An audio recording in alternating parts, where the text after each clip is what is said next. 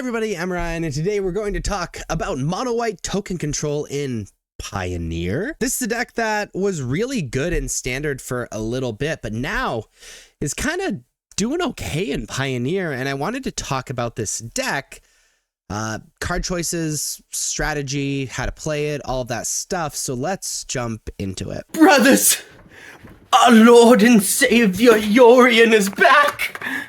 So this is mono white token control. Notice that this is a Yorion deck, which means we are playing 80 cards in the main deck, not just 60. And let's start talking about this deck. Basically, what this deck is attempting to do is use cards like Enduring Innocence and Caretaker's Talent. Enduring Innocence is a 3-mana 2/1 with lifelink. Whenever one or more other creatures you control with power 2 or less enter, draw a card. This ability triggers only once each turn, and it says when Enduring Innocence dies, if it was a creature, return to the battlefield under its owner's control. It's an enchantment. Caretaker's Talent says it is a 3-mana enchantment class where its first level is whenever one or more tokens you control enter, draw a card. This ability triggers only once each turn. You can level it up for 1 mana. When this class becomes level 2, create a token that's a copy of target token you control, and its third level for the 4 mana is creature tokens you control get +2/+2. Notice both of these things let you draw cards when small tokens enter the battlefield, and Caretaker's Talent specifically lets you pump stuff up, which is pretty cool. And the rest of our deck is all about stopping what our opponent is doing, either by exiling their stuff or whatever, and making tokens to trigger these cards so that we draw an insane amount of cards and frankly just outcard our opponent. Now, as far as token makers go, we got Beza. Beza's also really solid at stopping our opponents from out aggroing us. Beza's a 4-mana 4/5. When it enters, create a treasure token. If opponent controls more lands than you, you gain 4 life, and opponent has more life than you. Create 2 1/1 bluefish creature tokens. If opponent controls more creatures than you, draw a card. If opponent has more cards in hand than you. This creates those blue fish to get the triggers from Caretaker's Talent and Enduring Innocence, but also you get all these other really cool things. Being able to gain, it's a catch-up card, if basically, right? It allows you to draw a card. If they have more cards, gain more life. If they have more life, very, very good specifically against the aggro decks. Playing Elspeth Stormslayer, another new card from Tarkir Dragonstorm, is a 5-mana planeswalker that starts at 5 loyalty. If one or more tokens will be created under your control, create twice that many of tokens are created instead. Its +1 is create a 1/1 white soldier creature token, which means create 2 1/1 white soldier creature tokens, basically.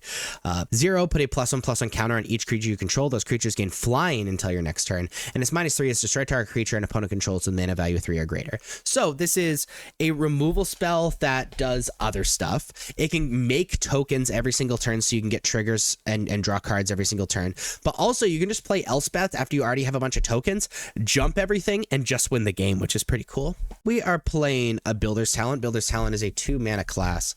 When it enters, create a 0/4 white wall creature token with Defender. You can level it up to level 2 whenever one or more non-creature, non-land permanents you control enter. Put a +1/+1 counter on target creature you control. And we pay 5 mana to level it up to level 3. When this class begins level 3, return target non-creature, non-land permanent card from your graveyard to the battlefield. So pretty good in the early game because it can block as an 0/4. It can trigger all of those cards. Pump stuff up in the mid game, and then the late game can bring stuff back, which is pretty cool. We're playing 4 Carrot Cake. Carrot Cake is a 2-mana food. When this artifact enters, and when you sacrifice it, create a 1/1 white rabbit creature token and scry 1. You can pay 2 mana, sacrifice it, and gain 3 life, and obviously create a rabbit. Just creates tokens, does other stuff. Feel sweet. We're playing Birth of Meletis. Birth of Meletis is a saga where its first chapter is search your library for a basic plains card, reveal it, put it in your hand, then shuffle. Second chapter, create a 0/4 colorless wall artifact creature token with Defender. And its third chapter is you gain 2 life. Allows you to hit your land drops, allows you to survive. It's not bad. We're playing 2 Restoration of Iganjo, if I can get it. Oh my god. There we go. 2 Restoration of Iganjo. Restoration of Iganjo is a 3-mana saga. Its first chapter is search your library for a plains card, reveal it, put it in your hand, then shuffle. Its second chapter is you may discard a card. When you do, return target permanent card and mana value 2 or less from your graveyard to the battlefield tapped, which we have quite a few of those. And its third chapter is exile the saga, then return to the battlefield transformed under your control, and it transforms into a 3/4 with vigilance, where whenever this creature attacks or blocks, create a 1/1 colorless spirit creature token. white colorless. So this card is lets us set those mana land drops. It kind of brings stuff back in the graveyard, which is kind of cool, especially if they answer all of these enchantments and stuff that we're playing, and like get back these like sagas and stuff, and this and carrot cake and whatever. And then is also a threat, which is pretty cool. We're also playing Wedding Announcement. Wedding Announcement is a 3 mana enchantment. At the beginning of your end step, put an invitation counter on this enchantment. If you attacked with 2 or more creatures this turn, draw a card. Otherwise, create a 1/1 white human creature token. Then, if this enchantment has 3 or more invitations counter on it, transform it, and it transforms into enchantment that says creatures that you control get +1/+1. So Wedding Announcement every single turn either allows you to draw a card, which we're trying to do anyway, or if you don't attack, get a token that will hopefully make us draw 1 or more cards with Caretaker's Talent and Enduring Innocence. So those are all of our token makers. So the only other card to kind of add to this grouping is United Battlefront. United Battlefront is a new card from Tarkir Dragonstorm. It's a 4-mana sorcery. Look at the top 7 cards of your library. Put up to 2 non-creature, non-land permanent cards of mana value 3 or less from among them onto the battlefield. Put the rest of the bottom of your library in a random order. Pretty much our whole deck, besides like Beza and Elspeth, can be grabbed from United Battlefront. I guess Enduring Innocence can't, but pretty much everything else can be grabbed from that. And having a Collected Company card basically in a control deck that is already getting a crazy amount of value from all of its cards is pretty cool. Now, this is a very powerful core of the deck. Now it's all about staying alive. So we stay alive.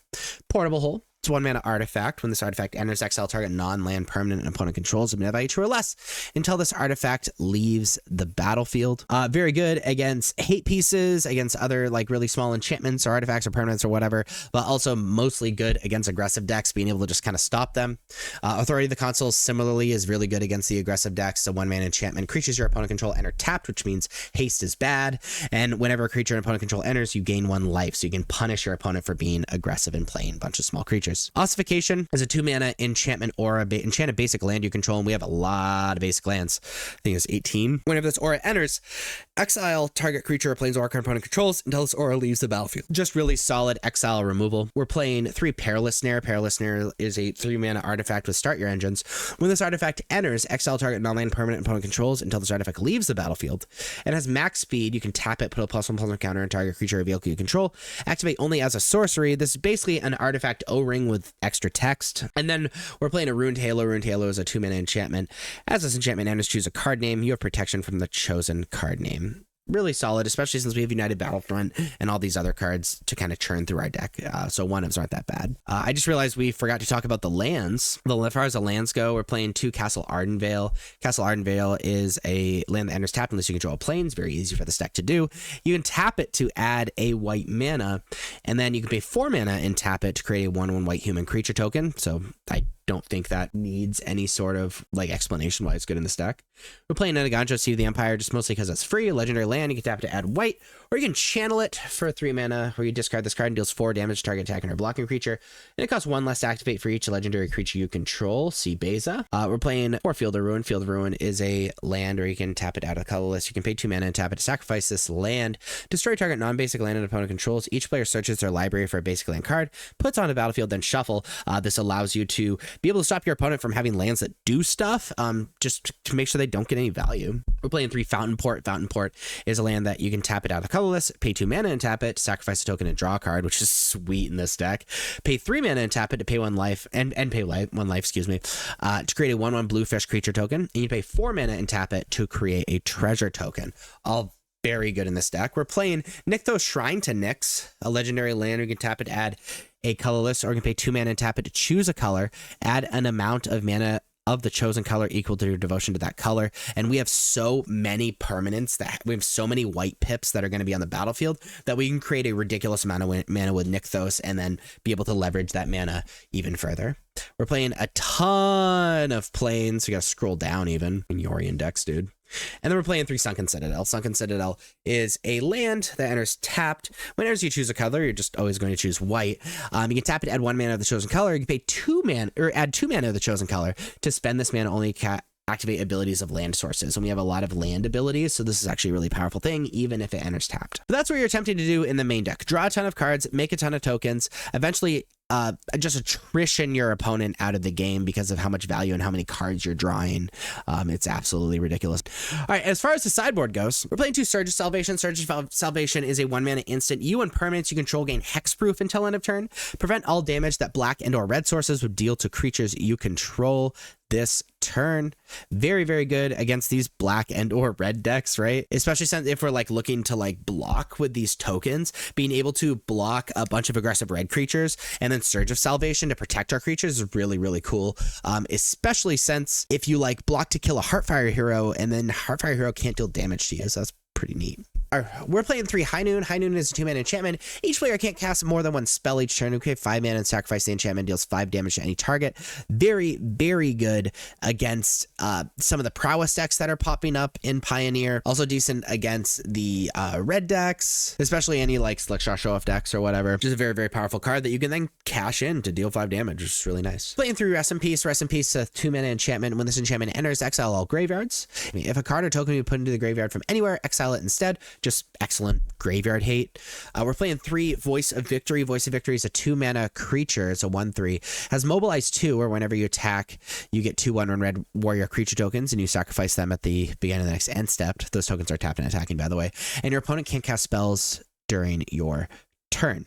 Very good against like counterspell decks and whatnot. And we're playing Heliod's Intervention is X white white instant. Choose one. Destroy X target artifacts and or enchantments, or target player gains twice X life.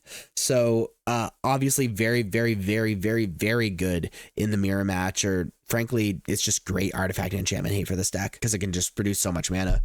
And then we're playing Yorion. Obviously, it's an 80 card deck. It is a 5-mana 4/5 legendary creature companion. Your starting deck contains at least 20 cards more than the minimum deck size, which is what 80 cards is. Has flying, and when this enters, exile any number of other non-land permanents you own and control. Return those cards to the battlefield at the end of the next end step. Almost all of our artifacts and creatures have enter the battlefield abilities, and so resetting them with Yorion is just very, very powerful. But that is mono white token control in Pioneer. If you liked this video, please be sure to like and subscribe. Check me out on social medias. Links are above me and in the description. Thank you so much for watching. I'll see you next time. Bye-bye.